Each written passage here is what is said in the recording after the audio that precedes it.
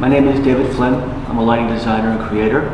I started my apprenticeship many years ago in high school. I worked, summers and afternoons and weekends, working with my creator, my mentor. And then, I graduated from high school, where I went to college, where I learned design, and I also learned how to draw. And so when I was able to draw, basically I was able to draw those images for clients. And with the images, basically drawing for clients, I was able to actually create something that they could understand. And then the next part became actually fabricating or creating those images to come alive. So I've been doing that for quite a few years now, in regard to drawing, basically talking to clients and doing the drawings, and also creating the fixtures and making them come alive.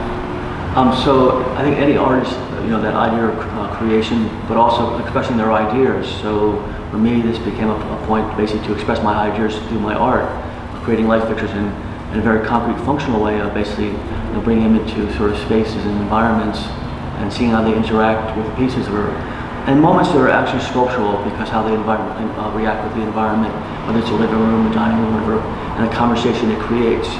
And it creates like a synergy, I think, and it also creates a life of its own where just a light bulb wouldn't do that.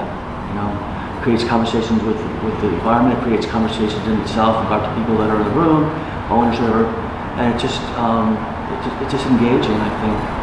So I work in many different mediums: wood, metal, steel, copper, brass, and each one basically uses a certain tool.